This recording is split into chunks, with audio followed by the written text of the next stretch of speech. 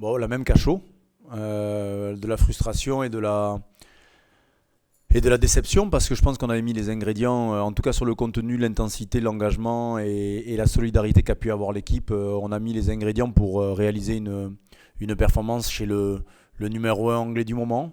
Il nous a manqué, comme très souvent sur la campagne européenne, peut-être un peu de concentration, un peu de lucidité et très certainement aussi un peu de tête sur les moments chauds. Alors encore une fois, on aurait pu peut-être se mettre à l'abri bien plus tôt, mais ils auraient pu marquer aussi des points. Eux aussi, ils ont quelques regrets dans des moments ou des temps forts de leur part. Je crois que c'était un réel match de haut niveau avec 40 minutes quasiment de temps effectif. On est sur des standards de même un peu plus que des matchs internationaux. 160 plaquages de chaque côté, 19 minutes de possession de chaque côté. Donc un match de très très haut niveau qui malheureusement n'a pas tourné en notre faveur sur le plan du résultat, mais qui doit être riche d'enseignements sur notre capacité à jouer ce genre d'équipe. On a eu un retour un peu contrarié par déjà la météo et puis les quelques petits soucis que l'on a pu rencontrer autour de Christopher Tolofua, de Dorian Aldeguerri, de Joe Tekori, de Maxime Médard, de François Cross. Donc on a eu des petits pépins, des contusions, des coups, quand vous faites 40 minutes de haut niveau contre les internationaux pour la plupart anglais ou autres, forcément ça laisse des traces. On savait que le début de semaine allait être allégé, ce qui a été le cas, même si la dernière séance a été un peu plus intense que sur la rythmicité. On a souhaité mettre un peu plus de rythme. On a vraiment, voilà, on a vraiment besoin de récupérer de l'énergie parce qu'on sait très bien que le match aller était aux alentours des 250 plaquages, ce qui est quasiment très très rare à très haut niveau, 250 plaquages sur le match du Connacht match aller, donc pour le Stade Toulousain.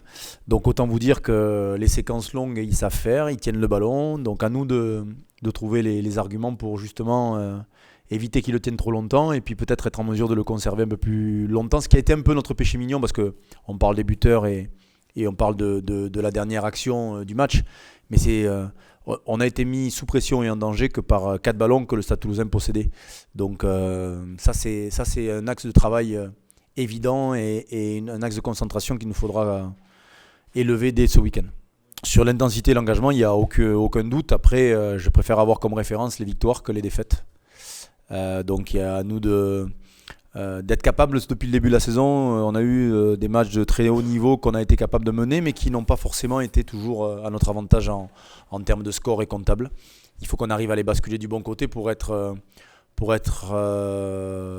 une équipe beaucoup plus dure à manœuvrer encore une fois. Et le Connacht doit se dire la même chose aussi. Mais oui, on a une forme de...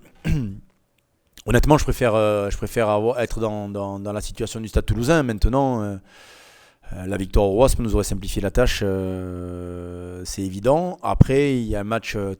honnêtement, je crois que le Connacht, quand vous regardez ses performances ces derniers mois, et ça fait 6 mois que c'est une équipe de calibre européen et malgré peut-être un peu moins de connaissance des joueurs qui disposent de cet effectif, ça reste une équipe très performante. Donc il va falloir...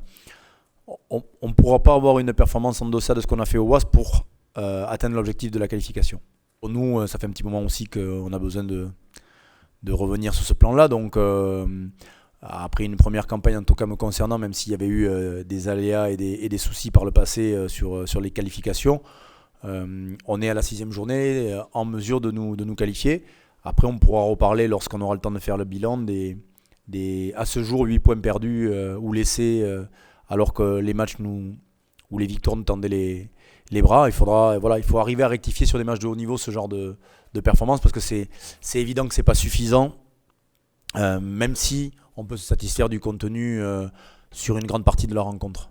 Et on essaie de trouver l'explication et ça passera par le travail à effectuer et à mener. Plus on le stigmatisera, plus forcément il y aura de pression, plus il y aura de problèmes. C'est comme ça, il faudra trouver, il y a s'obstiner et il y a essayer de trouver des réponses différentes.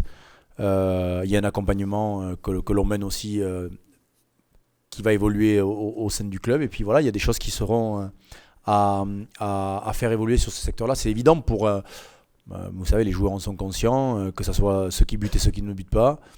Et puis on essaie de mettre tout en place pour être moins à la merci d'un coup de pied manqué ou réussi, mais dans tous les cas, c'est quelque chose qu'il nous faudra rectifier pour les matchs qui comptent, et ça tombe bien, il y en a un dès ce week-end. Et Fico a déjà tenté, comme Florian Fritz. Voilà, non, pour l'instant, de près, on a des buteurs qui ont prouvé par le passé qu'ils avaient des pourcentages de réussite acceptables. Donc on va continuer avec ces hommes-là, et puis jusqu'à preuve du contraire, au rugby, on ne fait pas rentrer un joueur que pour buter. Ça aurait pu être une solution. J'en vois certains qui ont pris ce parti-là, de n'avoir des joueurs que pour buter. Malheureusement, dans le rugby qu'on veut provoquer ou qu'on veut essayer de mettre en place, on a besoin d'avoir un bon joueur et qui soit bon buteur par la suite. Ou un bon buteur qui soit un très bon joueur aussi. Ah, c'est une bonne nouvelle pour lui. C'est une très bonne nouvelle pour lui, et ça récompense encore une fois le travail qu'il a effectué dans la capacité qu'il a à enchaîner plutôt des bonnes performances ces derniers temps, et notamment sur le début de saison. Donc non, voilà, c'est une très bonne chose pour Yann, qui est un garçon méritant et exemplaire dans la vie d'un groupe. Donc voilà, c'est très, très très bien pour lui, et très bien pour le club qui ça nous fait un 3/4 de plus sélectionné dans l'année. Donc c'est une bonne chose, c'est une très bonne chose. Surpris, oui et non, mais c'est encore une fois, je crois que ça récompense ses performances du moment. Donc sur la forme du moment, il n'y a pas d'inquiétude à envoyer Yann David au tournoi des 6 Nations. Les blessés, Tolofua son épaule va mieux, donc il sera en mesure de s'entraîner, je l'espère, d'ici la fin de la semaine. Ouais, ça allait, on a levé les doutes autour de sa commotion, qui était un protocole pour voir si tout allait bien, et à partir de là, aucun petit souci. Il a pris un coup au coude qui l'a gêné aussi, et il s'est entraîné tout à fait normalement cette semaine. Il est en reprise de son protocole de commotion. Vous savez que c'est par étapes. Quand on loupe les 6 premiers jours, ou en tout cas quand les signaux ne sont pas ouverts sur les 6 premiers jours, on en rebascule sur une durée de 6 jours. Potentiellement, Luc pourrait postuler, mais jusqu'à présent, il ne s'est pas réentraîné de manière normale. Donc on verra en fin de semaine, mais très certainement que ça sera compliqué pour lui.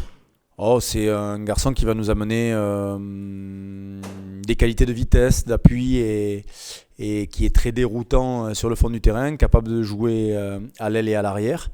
Comme vous voyez que nos joueurs français partent souvent en sélection, on a souhaité peut-être prendre un joueur qui va passer 11 mois de la saison avec nous, et travailler avec ce genre de joueurs. C'était pas trop forcément la politique du club, mais on est aussi obligé de parer au fait que les joueurs français du Stade Toulousain peuvent être soumis à des règles et à des fonctions plus tard. Aujourd'hui, par exemple, Yohan Maestri, sur la saison passée, avait pu jouer avec l'équipe de France qu'avec le Stade Toulousain, quasiment en termes de minutes. Donc on est obligé de penser à ça. Et Cheslin Colby, qui a les qualités pour jouer, je l'espère, chez nous, est un jeune joueur de 23-24 ans qui va nous amener encore une fois de la vitesse et de l'explosivité sur le fond du terrain. C'est un excellent joueur à 15, puisqu'il a évolué au Stormers pendant de longues années. Et puis il est vice-champion olympique. On avait déjà le champion olympique, ou troisième, ils avaient perdu, médaille de bronze, excusez-moi. Bon, il nous manquera le vice-champion olympique alors, à trouver.